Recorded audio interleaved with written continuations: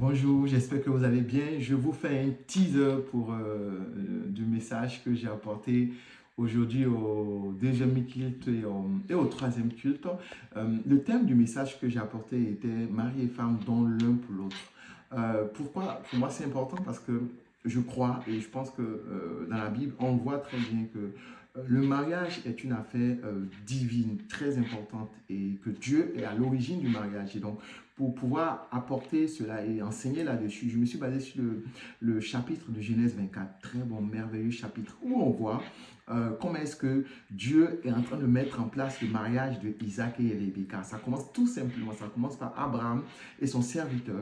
Et Abraham, on voit son serviteur aller dans la terre d'Abraham pour lui trouver une épouse. Et lorsque le serviteur d'Abraham, il arrive dans un endroit, il est auprès d'un cours d'eau, d'un puits, il fait une prière pour choisit la femme que Dieu voudra donner à son service, à son maître Isaac. Et dès qu'il finit de prier, on voit une personne qui vient et qui exécute tout ce qu'il demande dans les détails. Et il est bluffé, il est étonné, il se rend compte de comment est-ce que Dieu est fidèle et de lui avoir donné tant cette personne-là. Et il est tellement heureux que il est convaincu que cette personne-là est l'épouse que Dieu donne à Isaac. Au travers de cela, on voit un point qui se dégage, c'est la conviction de choisir celui qu'on aime. Mais on voit aussi un autre point qui est le fait que c'est Dieu qui donne l'époux à l'épouse. C'est Dieu qui donne l'épouse également à l'époux. Et donc, dans le couple, les conjoints sont des dons que Dieu leur a fait l'un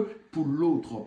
Et la conviction de savoir aussi que je suis avec quelqu'un qui est un don de Dieu, ça me rassure de me dire, je suis avec quelqu'un que Dieu m'a donné pour me permettre de grandir, de me permettre d'être mature, me permettre aussi de profiter du mariage là. Et donc, c'est un point important à garder parce que lorsque viennent les temps difficiles, la conviction de se dire, c'est Dieu qui est à l'origine, c'est Dieu qui m'a donné telle personne. Ça me rassure de dire, avec cette personne, Dieu est avec nous et on va trouver une solution pour le mariage et on va pouvoir grandir et être mature. Donc, le mariage, c'est passé par des temps de bénédiction, des temps riches pour le couple.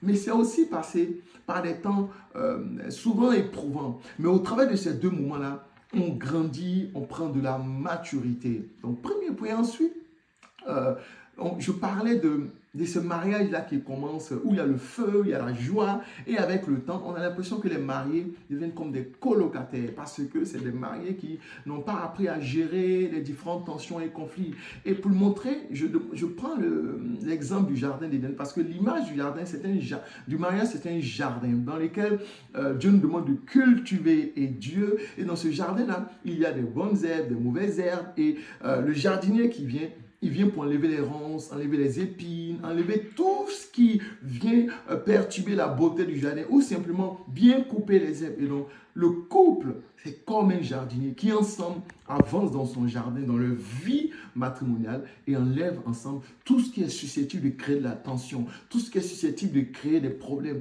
tout ce qui est susceptible de s'opposer à l'épanouissement. Et même si lorsque cela surgit, ils arrivent ensemble à le régler pour pouvoir bénéficier d'un mariage heureux. Dieu est à l'origine du mariage. Dieu est celui qui donne le mariage pour notre bénédiction. Je veux m'arrêter là. Je ne veux pas donner tout ce que j'ai apporté. Je vous encourage à aller et à écouter. J'espère que ça va vous bénir. Que Dieu vous bénisse dans ce que vous allez écouter. Et voilà, je suis content et j'espère que ça pourra vous aider également dans le choix de votre futur conjoint. Que Dieu vous bénisse et que Dieu bénisse tous les couples de notre église également.